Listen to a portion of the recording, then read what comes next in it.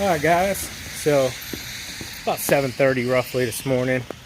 Had a pretty funny comment, I thought. Well, probably not funny, but funny. A gentleman commented on the video last night. Well, I don't know if it's a gentleman. It could have been a kid. Commented on the video, and he said, "I hope somebody backs up your driveway and steals the dump trailer because you're an idiot and just leave it sitting there in your new gravel path." So I chuckled a little bit because obviously, guys, we've had to change things up ever since our close incident with the attempted, they tried to steal the truck and trailer there. Well, at least the trailer, they messed the truck up. So I just kind of chuckled because I know of things that we have in place here now that protect us better than what we were. Nothing will ever stop a thief, obviously, if they truly want it. It's currently pouring down rain. Hopefully we can get some work done today. We do have a big estimate to get done, so wait till you guys see this thing. But anyways, guys, you notice anything on the dump trailer? Yeah, okay. So I didn't just order one whenever we got the dump trailer. I ordered two, okay? And I might end up ordering two more just for the heck of it. But these are made by a company called Trilocks, no affiliation whatsoever. Just ordered them off Amazon. They have a few different sizes. Both sizes will work. So you can use whatever one you want on your dump trailer, utility trailer. But as your tires get bigger, obviously you're gonna wanna get, the bigger size.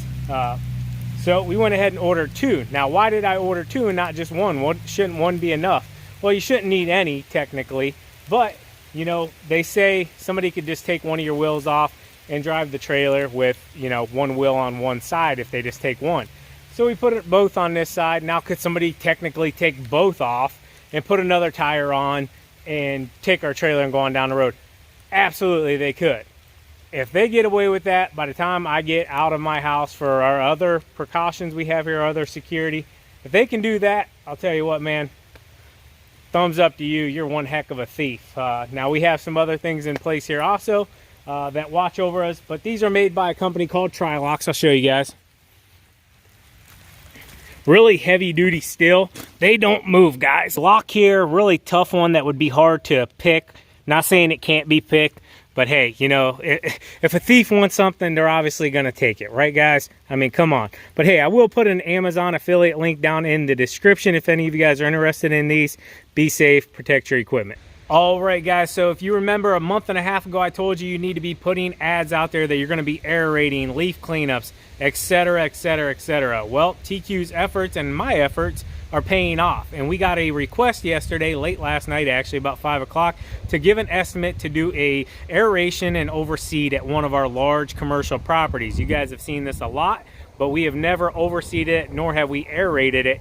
And I'll tell you what, it is humongous, guys. This is gonna be a big job if we can land it. So we're gonna take you guys along today. But before we do that, hey, real quick, guys, last day before October 1st, tomorrow is the deadline. The October 24th event that we're having at Schleybaugh Engines in Apple Creek, Ohio. If you're coming, guys, I need you to RSVP by tomorrow night at midnight to spencerslc84@gmail.com and say how many's coming with your party, just so we have enough food for everybody and enough gifts for everybody. And yeah, let's hop into this video.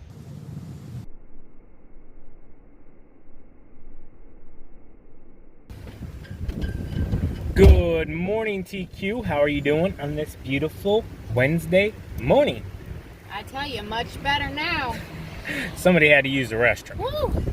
Luckily, we were just around the corner. Yes. And TQ had to knock the last one out by herself. I did. I had a phone call I had to be on. But yeah, we're rocking and rolling. The wind is absolutely crazy here in Ohio right now, and it is cold. It is. It is really. It's your favorite season.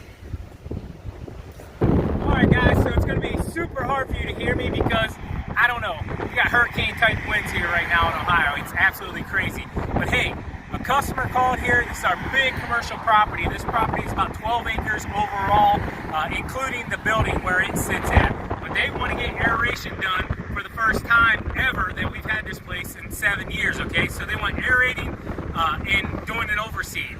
We're going to show you guys exactly how we do this, and there's an old school way that we used to do it, which we would have came out here with our walking wheel and we would have walked the entire property, okay? to get our square footage, so we know exactly how much seed we have and how big the property is, so how long it's going to take us to use an aerator on it. And this place is going to take a little while. Watch this. That wind is like crazy, blowing the door shut on me. Well, your hair still looks good. It's pretty. Does it? Are you kidding? But it's a little messed up now. So some of you might be asking, Sean, what does aeration even do? And long story short, guys, just imagine the aerator is your fingers and you're shoving your fingers into the ground, okay, down into the soil. And you're just making holes, okay? You're pulling a plug out. There's different types of aerators also, but the ones that we like to use, core aerators, it just pulls a plug straight out of the ground and drops the plug onto the ground, okay? And what that does is that loosens the soil compaction, okay? Breaks those roots up in there a little bit, allows air and water and the seed, the overseed, to get down in there and to germinate and come back up as nice, beautiful grass seed. It also allows the lawn to drain properly, or helps with drainage. All right, so we're back home here. We're on the LMN software, and we have went ahead and mapped out the entire commercial property here, guys. If you can see, this thing is gigantic. And if you guys focus right down here in the right-hand corner, we came up with 162,209.91 square feet. So I wanted to give you a quick rundown of what we're going to need, okay? We've already broke it down, and we'll kind of show you this a little bit more here in a second. But we know for a fact we are going to need 16 bags of grass seed, okay? A bag of grass seed will cover about 10,000 square feet. We have 162,000 square feet. So we're going to need 16 bags. That's real quick and simple to do. So what else will we need, guys? So if you look over here, it's kind of hard to see. I'll see if I can zoom it in a little bit more for you guys. But basically, this will give us the breakdown here. We're going to have 2 crew members, myself and TQ, and 2 aerators. This is such a large property. We're going to need 2 aerators. So we will be renting 2 aerators to get this job done. They are requesting a Kentucky bluegrass. We already know we're going to need 16 bags of that. They're 50-pound bags. They're roughly $120 for us to purchase. And for us to profit on that, we'll be charging roughly about $150 per bag applied, okay? Our truck is 3/4 ton, trailer, and this, in the Element app here, or in the Element software here, this has a total that you make for all of your equipment setting there. We're also going to need a blower, the rental price for the aerator, and a seed spreader. So you might be thinking, Sean, wow, that is a lot. And yes, guys, the grand total could shock somebody, but let's break it down just a little bit more. Okay, so it came to $5,238.17, $340.48 in taxes. So this is where the Element software is absolutely amazing, okay? Somebody might look at that and say, well, $5,500, that's a ton of money. Well, guys, if you don't know, grass seed alone, like I've already told you, is $120 just for a 50-pound bag. So for the amount that we're going to need 16 bags to cover this property, okay? And that's to put down a good layer. So just alone in grass seed, we're going to need almost $2,500, or right around $2,500 just in grass seed, okay? 2 aerators, 5 hours, an overseeder we're going to be renting also. So right there alone, between those rental fees and the seed alone, is $3,000 bucks. Actually a little bit over $3,000. So yeah, that's how we do it here at Spencer Lawn Care. We just rent the aerator and the spreader if needed. We do have a push spreader that we'll use on smaller residentials, but for a property like this, we're definitely going to rent a bigger spreader, because the last thing you want to be doing is walking with a push spreader for 160,000+ square feet. You'll be out there for a little while and you won't be doing much afterwards. Just kidding. I mean, you could always find like a young kid or something to go out there and just push. I do got a couple of those in the house. No, I'm just kidding though, guys. You can make smart business decisions and rent equipment and offer services to your customers, and it keeps you in that ball game, keeps the customer happy, and you're providing that service. Now, I will say this does have a backfall a little bit, okay? We tend to every year have a customer or 2 here that'll come in after we do our couple days of aeration and knock them all out. It always happens every year. A few days later, hey Sean, can I get that aeration you talked about a month ago?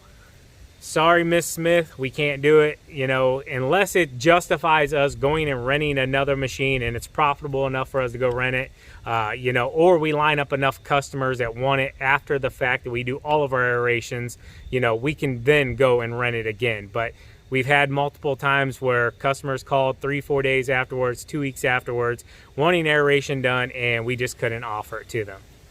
So I wanted to give you some do's and don'ts after you aerate, okay? Number one, do not mow, okay?